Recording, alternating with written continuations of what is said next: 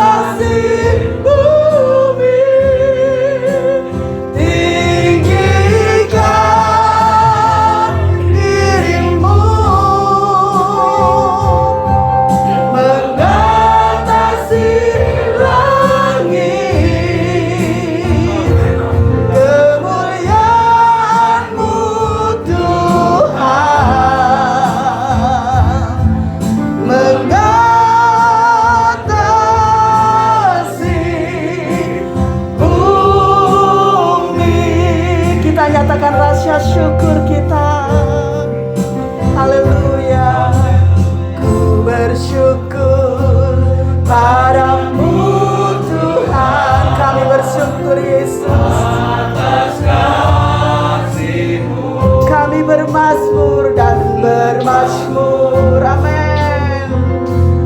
Bagi nama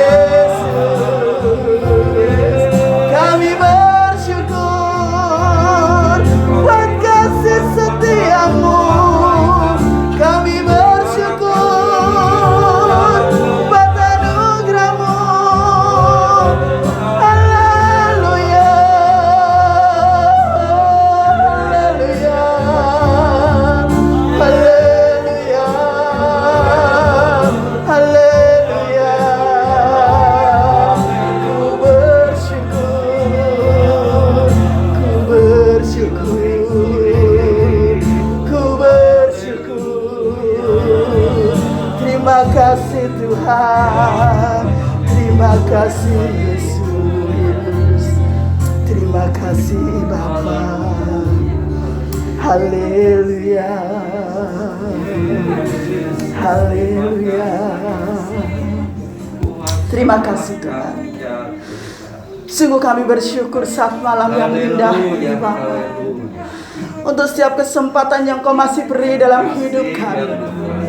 Kalau sampai detik ini kami boleh ada, kami boleh memuji, memuliakan Engkau, semua karena anugerah-Mu ya Yesus.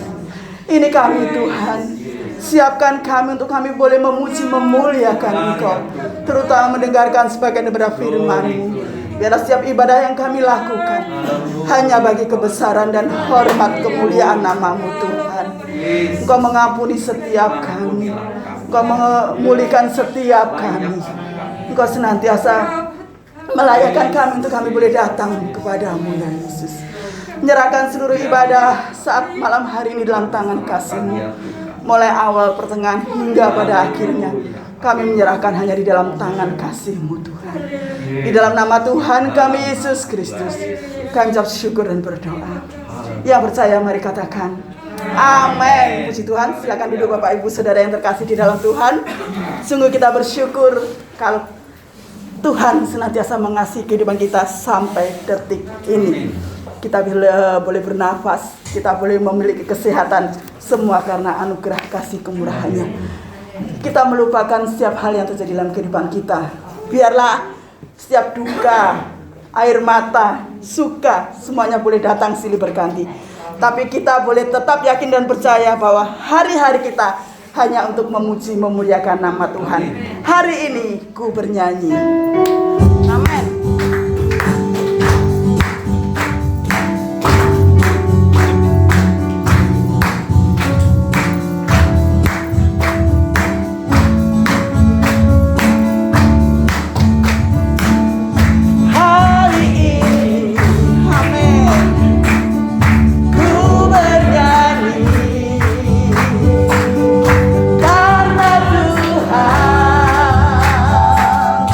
Beserta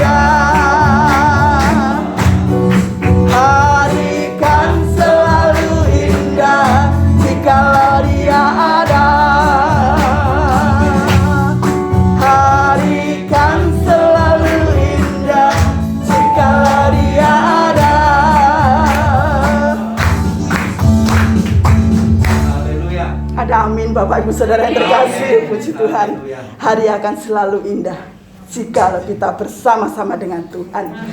Saya buka ruang kesaksian. Mungkin ada Bapak Ibu Saudara yang ingin menyaksikan cinta kasih Tuhan. Monggo. Tidak ada? Ya, kalau nggak ada, kita menyiapkan hati kita. Kita percaya bahwa firman Tuhan berkata, Dia selalu ada bersama-sama dengan kita. Dia yang memberi kita kekuatan. Biarlah kita menyerahkan hidup kita untuk kita boleh terbang tinggi bersama-sama di dalam kepak sayap Tuhan kita, Yesus Kristus. Kita sambut firman-Nya dengan pujian, dengan sayap.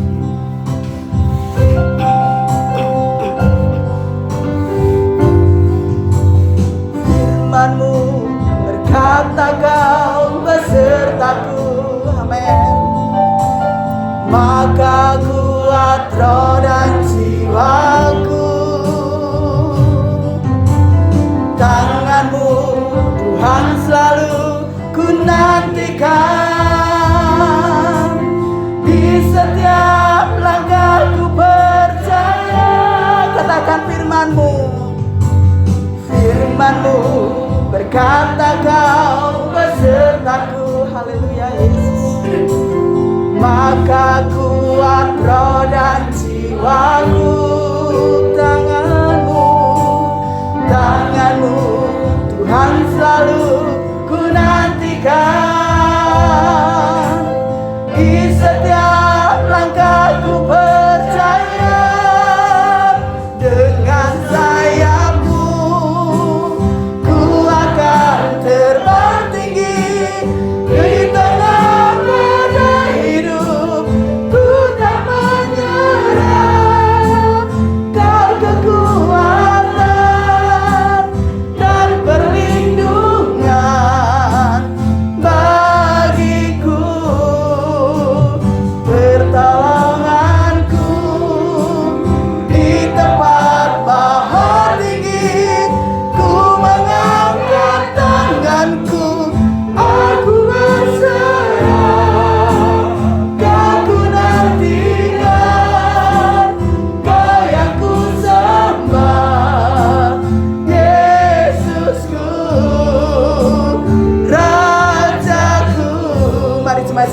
bangkit berdiri. Haleluya.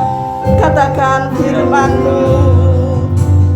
Firman-Mu berkata, Kau besertaku. Amin Yesus. Maka kuat roh dan jiwaku. Tangan-Mu Tuhan. Tangan-Mu Tuhan selalu ku nantikan. Di setiap aku percaya. Dengan sayap-Mu ku akan terbang tinggi. Di tengah badai hidup ku tak menyerah. Kau kekuatan dan perlindungan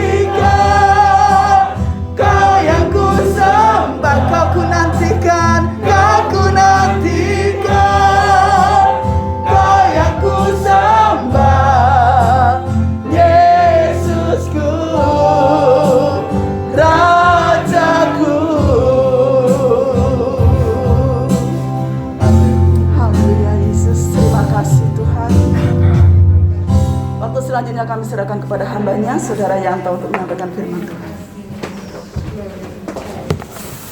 Mari kita berdoa. Benar ya Tuhan, seperti pujian yang telah kami naikkan, ajarilah dalam setiap kehidupan kami, untuk kami boleh tetap berharap, bersandar dan menantikan Engkau sebagai jawaban dalam setiap kehidupan kami. Biarlah setiap pujian yang telah kami naikkan bukan hanya suatu pujian dari mulut kami, tetapi keluar dari hati kami yang terdalam, kerinduan kami yang terdalam dalam hati kami, untuk kami boleh mengenal Engkau, untuk kami lebih lagi Tuhan menyandarkan hidup kami ke dalam tangan kuasa-Mu. Terima kasih Tuhan, biarlah pujian kami menjadi persembahan yang harum di hadapan Tuhan, dan biarlah menjadi berkat bagi setiap kami. Engkau memimpin kami Tuhan. Kalau pada malam hari ini kami akan bersama-sama belajar akan kebenaran firman-Mu, biarlah Engkau Roh Kudus yang akan memberikan pengertian hikmat dalam setiap kehidupan kami, dalam setiap hidup kami, untuk kami bisa menjadi pelaku-pelaku firman-Mu. Dan firman-Mu bukan hanya dalam setiap perkataan kami, tetapi dalam setiap sikap hidup kami, bagaimana kami mencerminkan Engkau dalam hidup kami ya Bapa. Terima kasih Tuhan Yesus untuk kasih setia-Mu dalam hidup kami. Pimpin jam pemberitaan firman-Mu pada malam hari ini di dalam nama-Mu Tuhan kami Yesus Kristus. Amin. Amin. Silakan duduk Bapak Ibu. Selamat malam Bapak Ibu. Ya. Kita patut bersyukur pada Tuhan ya, karena Tuhan begitu baik di dalam setiap kehidupan kita. Kasih setianya tidak pernah meninggalkan kehidupan kita. Pada malam hari ini saya akan membagikan kebenaran firman Tuhan yang saya akan membagikan di dalam Injil Lukas. Mungkin Bapak Ibu Saudara yang mengikuti PA sudah mendengarkan uraian-uraian yang disampaikan juga oleh Bapak Lindra ya. Saya akan membagikannya di dalam Injil Lukas pasal yang ke-9. Saya akan membacakan di dalam ayat yang ke-23 sampai yang ke-26. Injil Lukas pasal yang ke-29 pasal 9 ayat yang ke-23 sampai yang ke-26. Katanya kepada mereka semua, setiap orang yang mau mengikut aku, ia harus menyangkal dirinya, memikul salibnya setiap hari dan mengikut aku.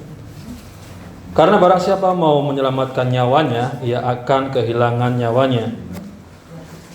Tetapi barang siapa kehilangan nyawanya karena aku, ia akan menyelamatkannya.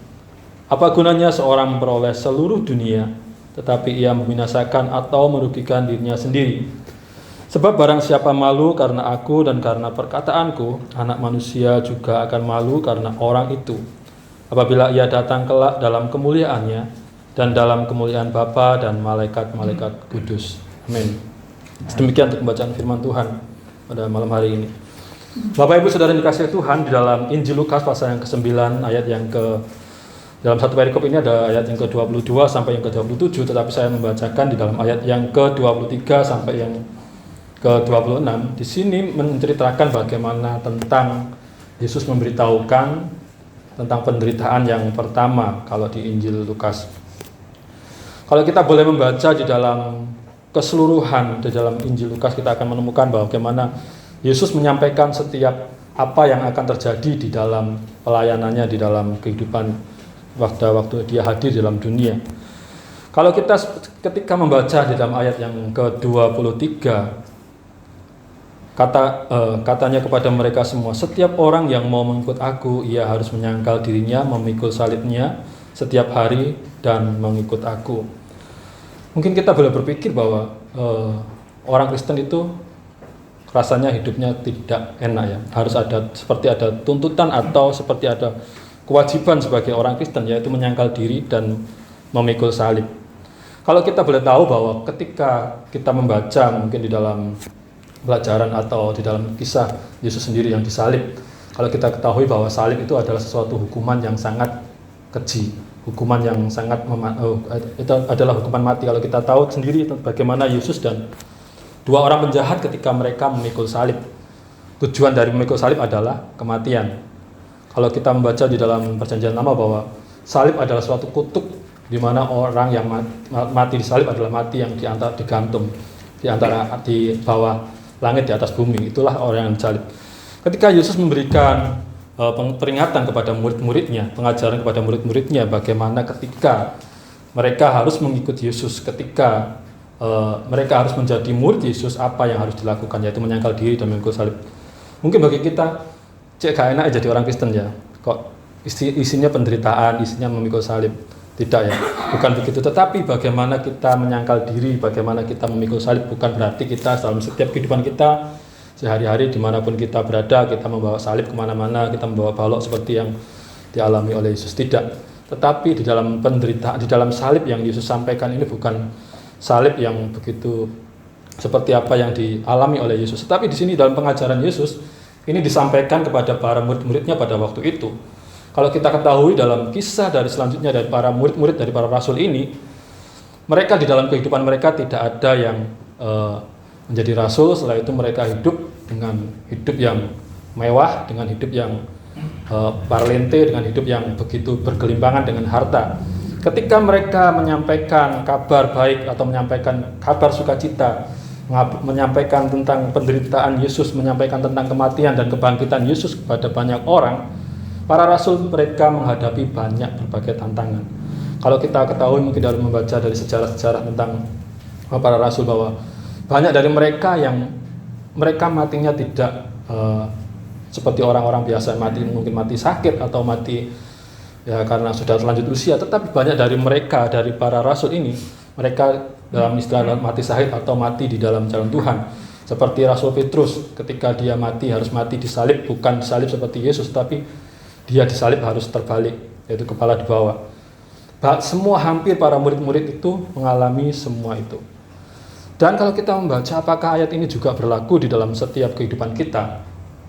Ayat ini juga berlaku dalam setiap kehidupan kita, tetapi tidak berlaku dengan setiap mungkin kita harus mati saya tidak. Tetapi bagaimana kita harus menyangkal diri. Menyangkal diri bukan berarti kita harus setiap hari kita berpuasa atau kita tidak makan atau tidak minum dan tidak melakukan setiap kegiatan yang berbau-bau duniawi, tidak.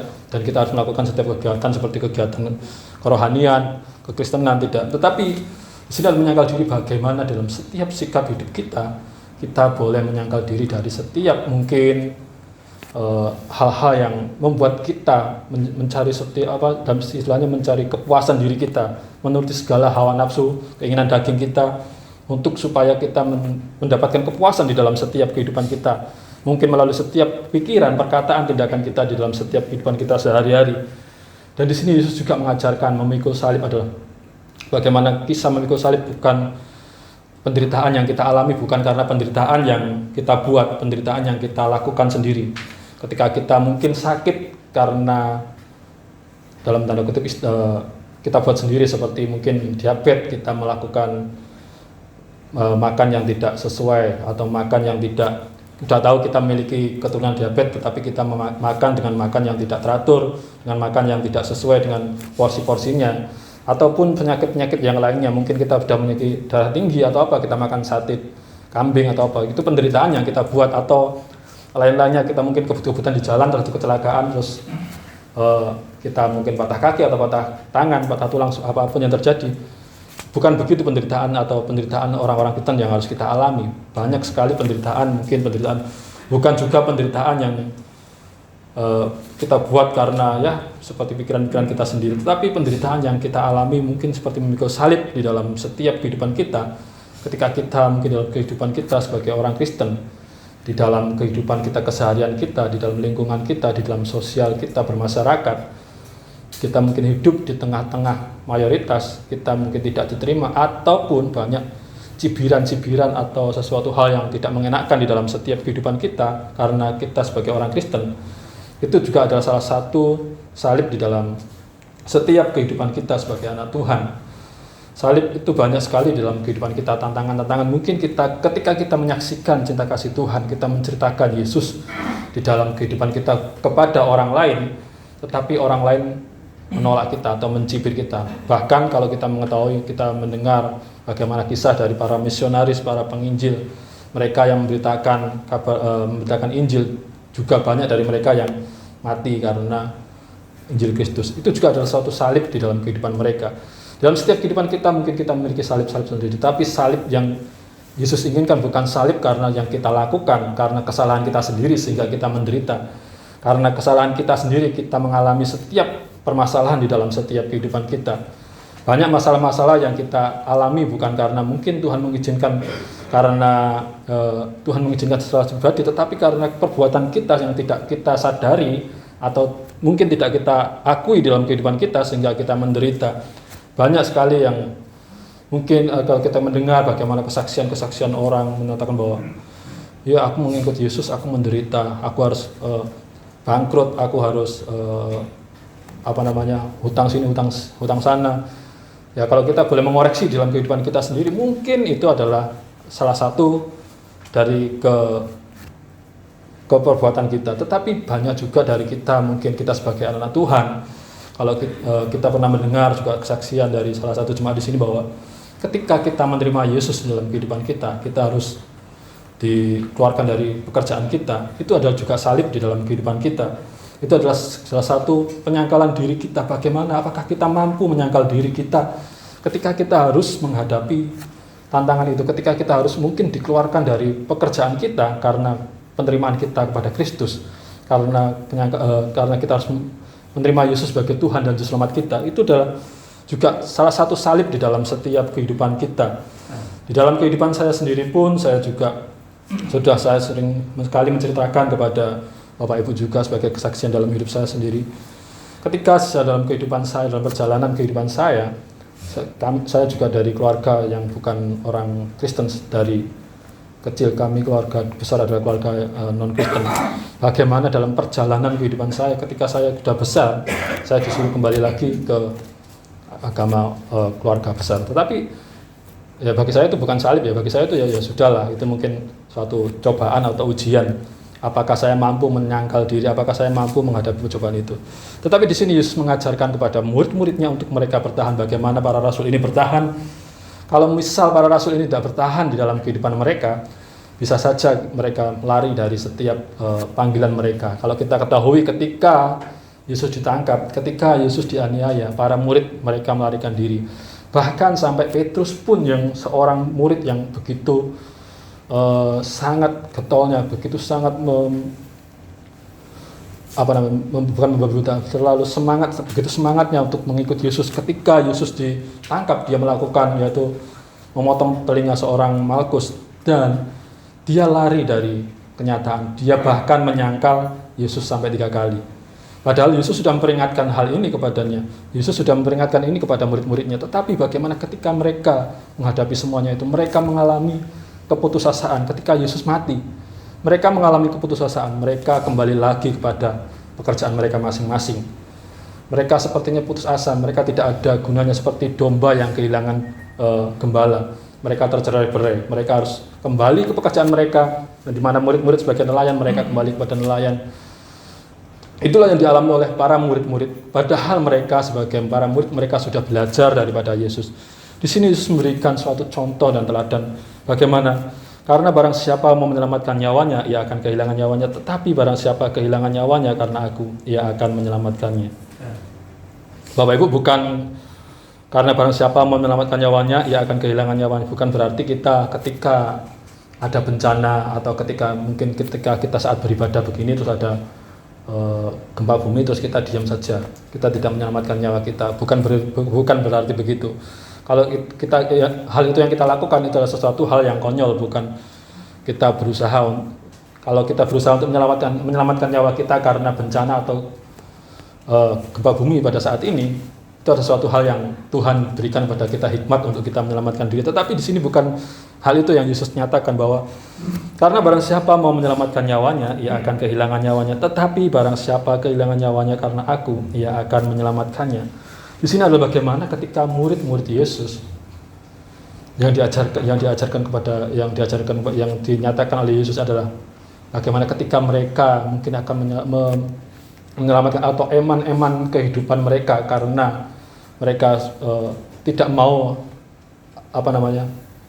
mati seperti apa yang dialami oleh Yesus. Mereka lari dari setiap kenyataan yang harus dihadapi. Tetapi di sini Yesus memberikan suatu contoh teladan atau peringatan kepada mereka bahwa barang siapa mau menyelamatkan nyawanya, ia akan kehilangan nyawanya. Tetapi barang siapa kehilangan nyawanya karena aku, ia akan menyelamatkannya. Itulah janji yang Yesus berikan kepada murid-muridnya. Ketika kita menjadi pekabar Kristus, ketika kita tidak tidak istilahnya kalau Jawanya mengeman-eman atau apa ya bahasa Indonesia, mengeman-eman nyawa kita untuk supaya kita menjadi seorang yang mengabarkan Injil. Banyak sekali juga dari orang pekabar Injil dan murid-murid Yesus yang akhirnya mereka harus mati karena kabar sukacita, karena Injil dan sejahtera yang diberikan. Mereka harus mati, tetapi mereka memiliki kehidupan yang kedua. Kita sebagai orang Kristen, kita memiliki kehidupan dua kali. Kehidupan saat ini, kematian, dan kehidupan yang akan datang. Ketika kita percaya kepada Yesus, ketika kita tidak mengeman-eman kehidupan kita, bukan mengeman-eman kehidupan kita untuk supaya kita berfoya-foya atau apa, tetapi ketika kita menjadi saksi Kristus, kita dalam setiap kehidupan kita, ketika kita menjadi orang-orang Kristen, bayang-bayang maut selalu ada di dalam setiap kehidupan kita. Bayang-bayang maut selalu ada di dalam perjalanan kehidupan kita. Tetapi bagaimana di dalam setiap hidup kita? Apakah kita mempercayakan setiap kehidupan kita kepada Tuhan? Dan ayat yang ke-25, apa gunanya seorang peroleh seluruh dunia tetapi ia membinasakan atau merugikan dirinya sendiri? Di sini Yesus mengajarkan bukan berarti kita sebagai orang Kristen, sebagai murid Kristus pada waktu itu, untuk supaya hidup mereka miskin, untuk supaya hidup mereka tidak kaya, untuk supaya hidup mereka tidak memiliki apa-apa. Tidak. Di sini Yesus memberikan suatu peringatan kepada mereka, apa gunanya seseorang memiliki seluruh harta dunia, tetapi mereka tidak memiliki kehidupan, tetapi mereka binasa nantinya. Kehidupan yang Yesus maksud adalah kehidupan yang akan datang, kehidupan di mana kelak ketika sebagai manusia kita akan mati. Kehidupan di dunia yang saat ini kita alami, kita hidup adalah kehidupan yang fana, kehidupan yang terbatas. Sampai di mana sih usia manusia? Usia manusia adalah 75 tahun dan selebihnya adalah bonus yang dimana Tuhan sudah memberikan, seperti di dalam Mazmur menyatakan. Dan itulah kehidupan manusia. Kehidupan manusia kalau di dalam Petrus menyatakan bahwa hidup kita itu semu seperti bunga rumput yang pagi ini ada, nanti sore layu. Itulah kehidupan manusia yang begitu sangat singkat. Apa yang harus kita perbuat, apa yang harus kita lakukan? Apakah kita di dalam kehidupan dunia ini hanya mengumpulkan harta dunia untuk mencari kepuasan di dalam setiap kehidupan kita tanpa mengingat siapakah Tuhan di dalam kehidupan kita, siapakah juru selamat di dalam kehidupan kita? Ketika kita mengenal Kristus di dalam setiap kehidupan kita, kita boleh di dalam setiap kita melaksanakan setiap pekerjaan kita, melakukan setiap aktivitas kita untuk mencukupkan segala kebutuhan yang kita perlukan. Kita boleh hidup kaya, kita boleh memiliki semua harta benda di dalam setiap kehidupan kita. Tidak ada di sini Yesus melarang untuk supaya kita kaya, tetapi di sini adalah ketika kita mengumpulkan harta dunia tetapi kita tidak mengingat Tuhan di dalam kehidupan kita. Banyak sekali usaha-usaha manusia di dalam kehidupan mereka untuk mencari kesuksesan dengan mungkin menduakan Tuhan atau melupakan Tuhan atau melakukan setiap perbuatan-perbuatan yang istilahnya instan supaya cepat di dalam kehidupan mereka dengan segala usaha-usaha yang dilakukan, seperti mungkin mencari pelarisan atau mencari orang-orang pintar untuk supaya mendapatkan sesuatu yang cepat yang ia inginkan. Seperti pengalaman di dalam kehidupan saya ketika saya bekerja di Banyuwangi di sebuah bengkel. Saya memiliki seorang bos yang ketika libur dalam satu tahun adalah cuma libur 3 hari dalam satu tahun, yaitu Idul Fitri 2 hari dan yang satunya adalah tanggal 1 Suro. Di dalam pekerjaan yang dilakukan, setiap hari yang dilakukan adalah kalau 1 Suro mereka liburan, yaitu kalau kita tahu sendiri, kalau liburan nggak tahu kemana, katanya ke Malang. Dan di dalam setiap keseharian, kalau jam 5 pagi kita sudah datang, kita sudah persiapan semuanya. Tidak lupa itu si bos langsung buat nggak tahu apa namanya, air dikasih bunga-bunga dan disiram di depan halaman. Setiap pagi itu dilakukan setiap hari, kecuali hari libur 3 hari dalam satu tahun. Itu yang dilakukan oleh si bos. Banyak contoh-contoh yang lainnya mungkin yang dilakukan juga sama orang-orang yang ingin supaya mereka mencari kepuasan di dalam kehidupan mereka, mencari sesuatu hal untuk supaya mendapatkan yang lebih cepat, yang lebih instan, tanpa memikirkan kehidupan yang akan datang, tanpa memikirkan apa yang akan terjadi setelah hidup ini. apa yang terjadi setelah kehidupan ini. Mereka mungkin tidak memikirkan yang penting hidup sekarang adalah bahagia, berfoya-foya dengan harta melimpah.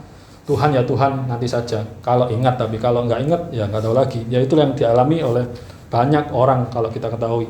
Banyak juga yang mungkin saudara-saudara juga sebagai orang yang lebih usia dari saya pasti juga pernah mungkin melihat hal-hal itu yang juga dilakukan banyak orang. Yang Yesus inginkan di dalam kehidupan kita sebagai orang-orang Kristen adalah mengingat siapakah Tuhan di dalam kehidupan kita, siapakah juru selamat kita, mengingat akan kehidupan kita di saat ini adalah kehidupan yang fana. Bagaimana kalau ketika kita mati, apakah kita mendapatkan kehidupan kita, mendapatkan kehidupan yang kekal bersama Dia. Bukan kita sebagai orang Kristen kita tidak boleh kaya, kita tidak boleh memiliki harta benda dalam kehidupan kita. Bukan itu yang Yesus inginkan. Sebab barang siapa malu karena aku dan karena perkataanku, anak manusia juga akan malu karena orang itu. Apabila ia datang kelak dalam kemuliaannya dan dalam kemuliaan Bapa dan malaikat-malaikat kudus. Ini juga ada ayat yang diperingatkan kepada murid-muridnya, pada rasul-rasul pada waktu itu. Untuk supaya mereka tidak malu menyampaikan kabar tentang Yesus.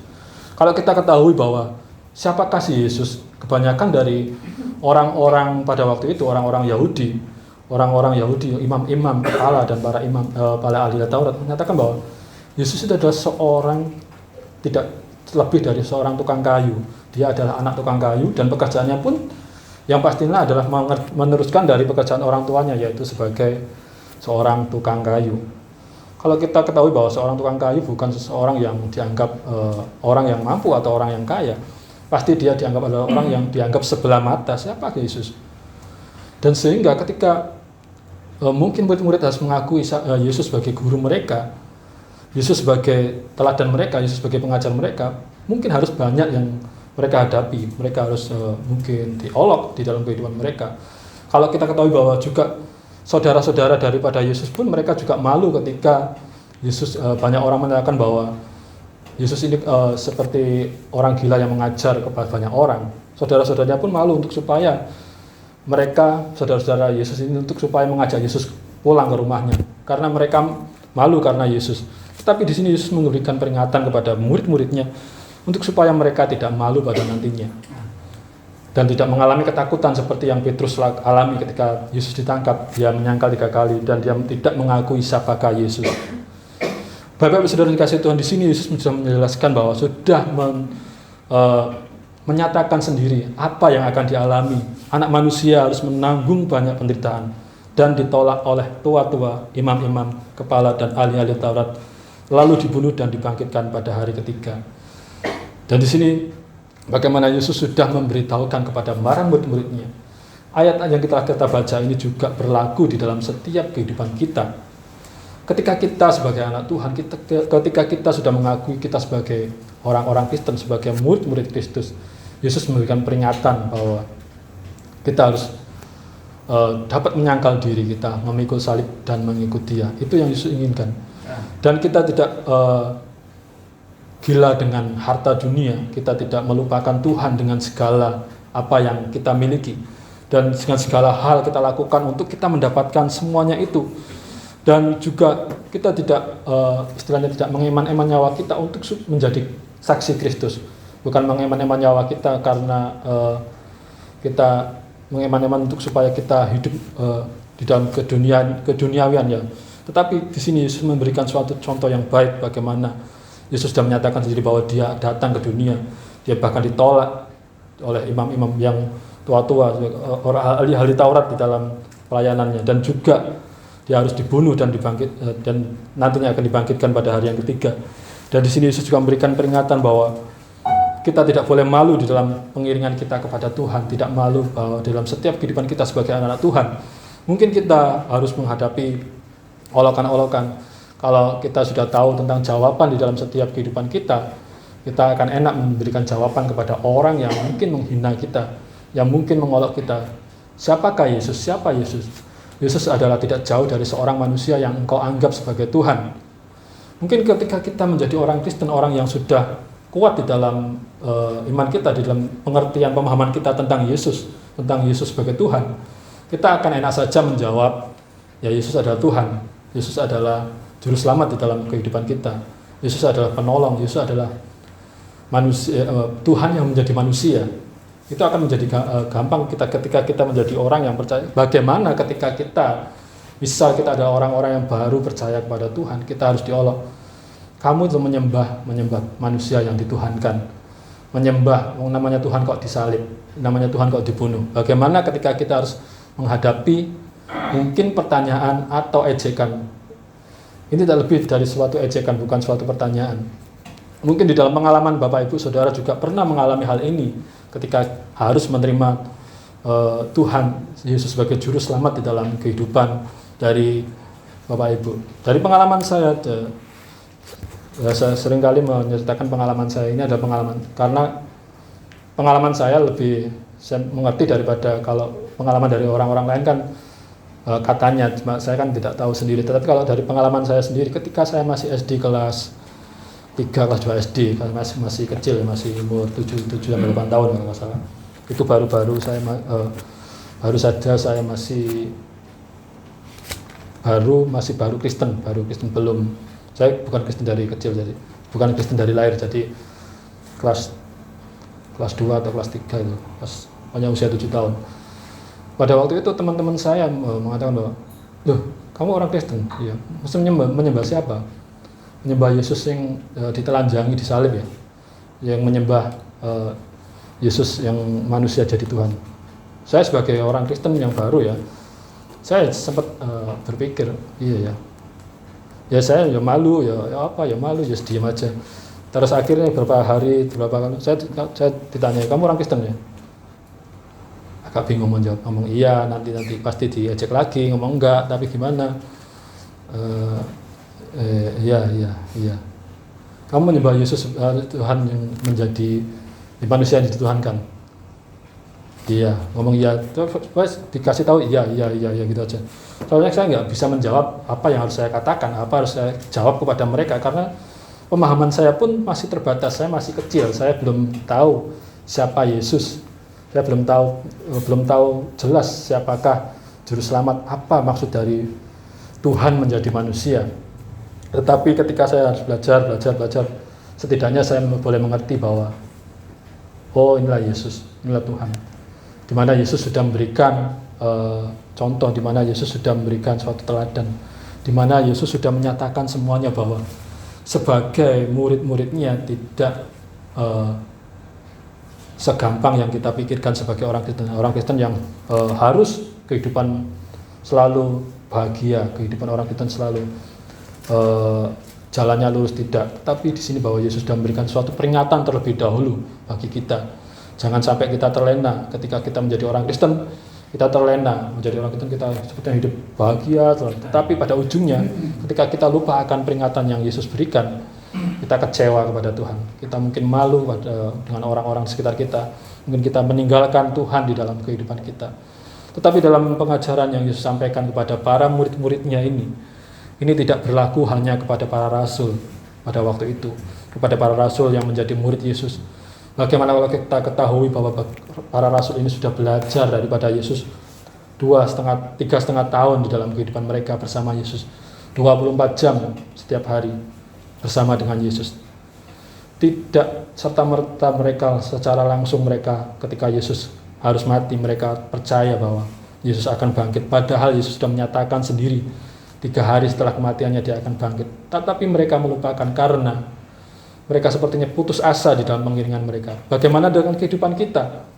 Yesus sudah memberikan peringatan dalam kehidupan kita. Ketika kita mungkin di dalam perjalanan iman kita harus menghadapi banyak sekali mungkin salib dalam kehidupan kita. Bukan salib yang kita perbuat, penderitaan yang kita perbuat, tetapi salib yang Tuhan izinkan di dalam pengiringan kita kepada Tuhan.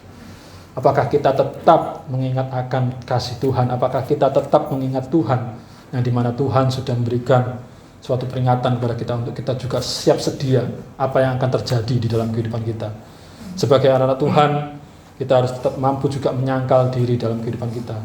Menyangkal diri dari setiap kehidupan yang mungkin membuat kita lupa akan setiap kebaikan Tuhan, yang melupakan Tuhan di dalam setiap kehidupan kita, melupakan siapakah Yesus di dalam setiap hidup kita.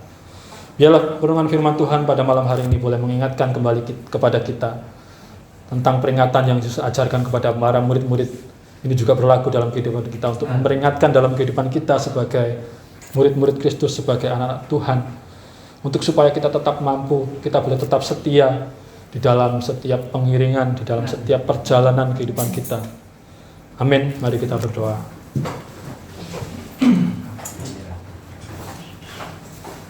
Kami mengucap syukur ya Tuhan untuk firman-Mu pada malam hari ini. Boleh mengingatkan di dalam setiap kehidupan kami bagaimana kami harus hidup. Bagaimana kami harus menjalani setiap iman percaya kami di dalam dunia ini. Kami tidak pernah tahu apa yang ada di dalam perjalanan kehidupan kami di depan. Tapi Engkau sudah memperingatkan di dalam kehidupan kami bahwa apa yang harus kami alami ketika kami percaya kepada Tuhan. Engkau tidak pernah menjanjikan dalam setiap kehidupan kami bahwa setiap jalan yang kami lalui, kami akan menjalani semuanya dengan baik-baik saja Tuhan. Tetapi Engkau sudah memberikan suatu peringatan-peringatan dalam kehidupan kami. Untuk supaya kami boleh lagi waspada, untuk kami Tuhan selalu mengingat Tuhan di dalam setiap kehidupan kami. Ampuni ketika kami dalam setiap hidup kami Tuhan, kami belum mampu menjadi apa yang Engkau inginkan di dalam setiap kehidupan kami. Mungkin kami seringkali menjadi orang-orang yang tidak menjadi berkat bagi sesama kami, dalam setiap tutur kata, dalam setiap tindakan, dalam setiap perkataan, tindakan, pikiran kami ya Tuhan. Ampuni kami, ajarlah kami Tuhan untuk memancarkan Engkau, memancarkan Kristus dalam setiap kehidupan kami, dimanapun, kapanpun, kepada siapapun kami boleh ada, kami berada ya Bapa. Terima kasih Tuhan untuk firman-Mu, biarlah Engkau Roh Kudus memberikan pengertian, Engkau Roh Kudus memeteraikan firman-Mu dalam setiap hidup kami, untuk kami boleh menjadi pelaku-pelaku firman-Mu di dalam setiap kehidupan kami. Hanya di dalam nama-Mu Tuhan, kami Yesus Kristus, kami menyerahkan jam ibadah kami selanjutnya. Haleluya. Amin. Waktu selanjutnya saya serahkan kepada Bapak Imam.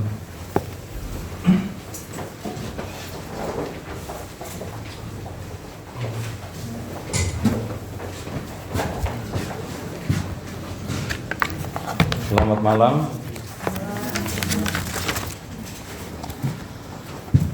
Terima kasih kepada Saudara Yanto yang telah menyampaikan kebenaran daripada firman Tuhan. Tuhan Yesus memberkati. Untuk malam ini persembahan ada 2 kantong dan akan di petugas persembahan Ibu Imam Hartoyo. Untuk kantong merah ekstra, untuk kantong biru kolekte biasa. Marilah kita angkat pujian Allah itu baik.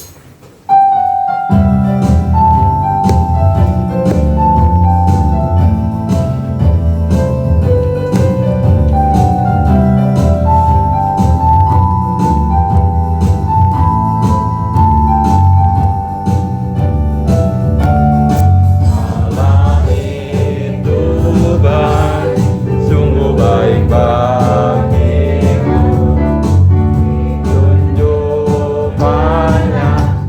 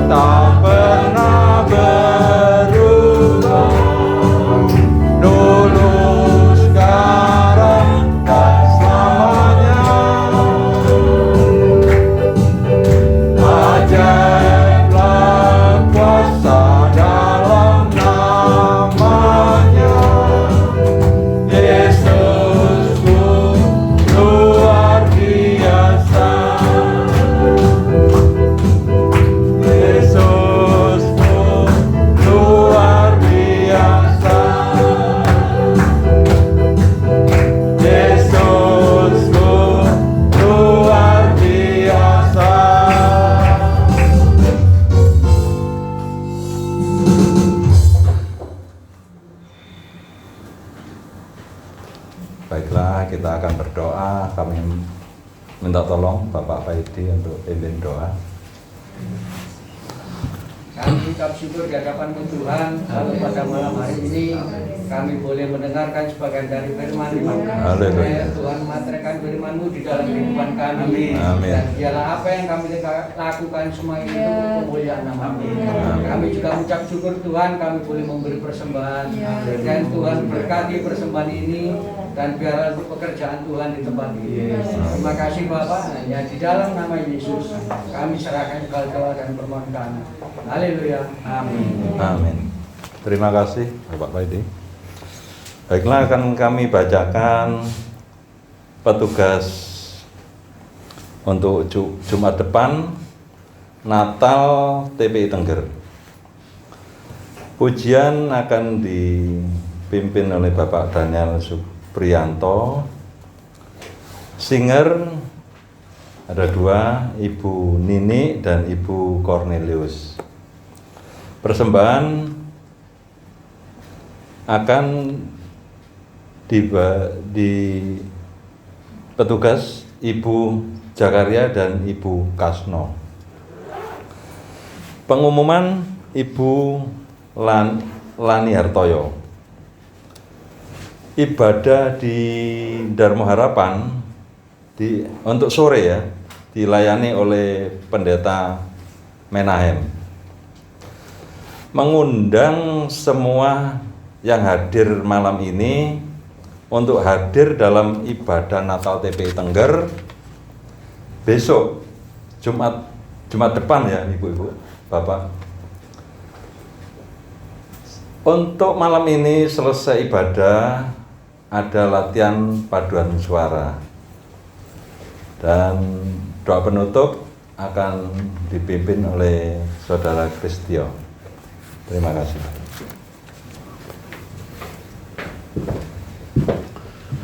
Mari Bapak Ibu kita berdiri, kita akan nyanyikan satu pujian salibnya, salibnya sungguh mulia. Salibnya, salibnya, selama mulia. Oleh karena salib Tuhan, dosa kita disucikan, dosa kita diampuni.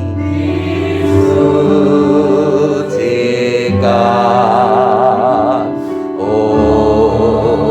oleh darah Yesus. Sekali lagi salibnya, salibnya, haleluya. Salibnya,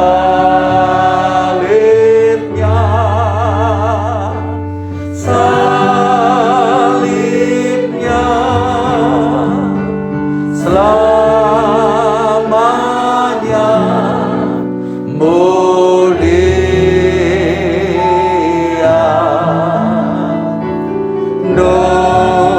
Dosaku, terima kasih ya Tuhan, sucikan oleh darah Yesus. Haleluya.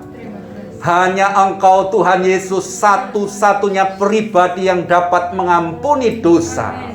Engkau adalah Allah yang maha tinggi, maha kuasa, sangat transenden. Tetapi Engkau berimanensi, Engkau menjadi Immanuel, menjadi nyata tinggal di dalam hidup kami yang hina ini ya Tuhan. Tidak ada Allah yang lain yang sama seperti Engkau. Tidak ada Allah lain yang sanggup mengampuni dosa dan menyelamatkan manusia kecuali hanya Engkau. Kami menyadari bahwa Engkau adalah pribadi yang mau Tuhan menyatakan diri dalam kehinaan. Siapa seperti Engkau ya Tuhan? Tetapi Engkau adalah Allah. Justru dalam kehinaan itu Engkau mengangkat kami yang hina ini dalam kemuliaan-Mu. Karena pada hakikatnya Engkau adalah Allah yang mulia, Allah yang maha tinggi.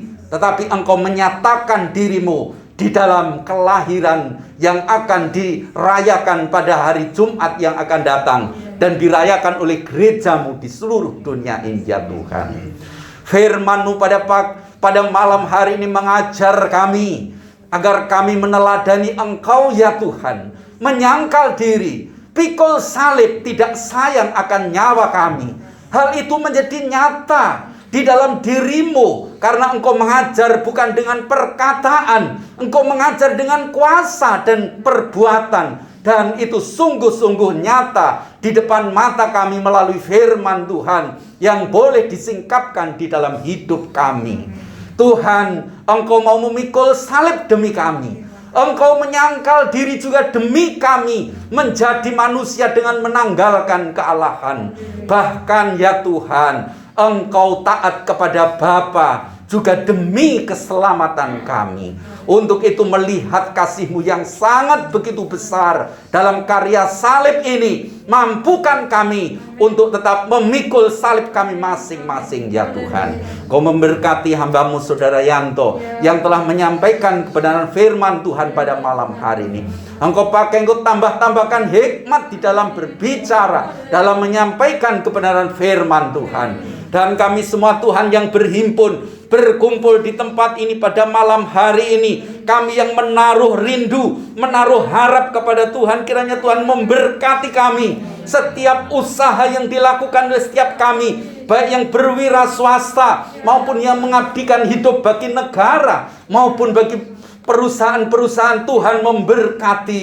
Mari Tuhan tolong kami semua yang lemah, yang tidak bisa berbuat apa-apa ini kecuali kami hanya mengharap Tuhan. Seperti firman Tuhan, seorang hamba yang selalu mengharap tuannya. Kami juga berdoa kepada-Mu untuk jemaat-jemaat Tuhan yang pada saat ini berhalangan hadir. Tuhan juga menjangkau mereka. Biarlah Roh Kudus yang boleh menelisik ke dalam hati mereka, sehingga mereka diingatkan bahwa hari-hari Tuhan Yesus datang kedua kali semakin dekat. Berikan kami roh kesetiaan ya Tuhan. Kami juga berdoa kepada-Mu untuk setiap jemaat Tuhan yang mengalami sakit penyakit. Tuhan, siapakah penolong kami? Hanya Engkau Tuhan harapan kami. Hanya Engkau yang kami andalkan di dalam nama Tuhan Yesus. Jamahlah pada malam hari ini. Berikan kesembuhan oleh kuasa nama-Mu ya Tuhan. Terima kasih Tuhan, terpujilah Engkau. Dan pada malam hari ini kami mohon, kiranya berkat dari Allah Bapa yang turun dalam kasih Yesus Kristus, yang telah dimeteraikan Roh Kudus di dalam hati kami, memimpin kami selama-lamanya sampai Tuhan Yesus datang kedua kali. Di dalam nama Tuhan Yesus kami berdoa. Haleluya. Amin. Terima kasih ya Tuhan.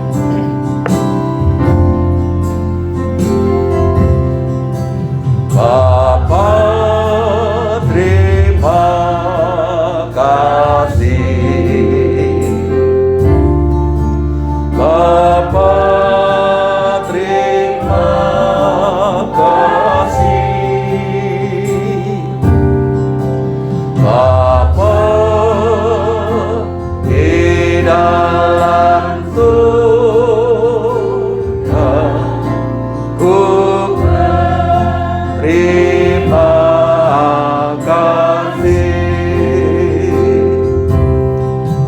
Bapa, terima kasih.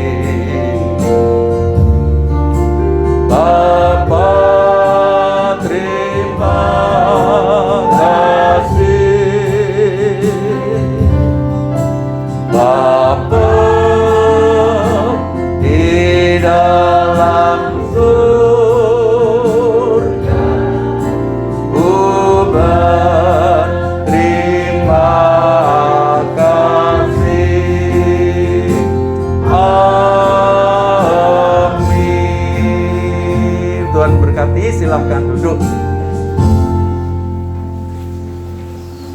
Sekali lagi Bapak Ibu, hari Jumat depan kita Natalan ya. Di tempat ini anak-anaknya bisa dibawa ya. Kita boleh bersuka cita besok hari Jumat untuk datang. Perlu diketahui bahwa untuk Jumat depan ini kita kedatangan tamu, yaitu Laudato et Gentes ya, yaitu grup penyanyi dari Dharma Harapan, 6 orang mau memberikan vokal grup. Dan juga nanti di sini juga katanya juga ada persembahan wartet ya. Mari kita akan rayakan kelahiran Tuhan kita Yesus Kristus dengan segala kerendahan hati bahwa Ia datang menyelamatkan kita ya. Tuhan memberkati. Juga terima kasih untuk Mas Anton sekali lagi, dan juga Ibu. Tuhan memberkati. Terus setia sampai Tuhan datang kembali.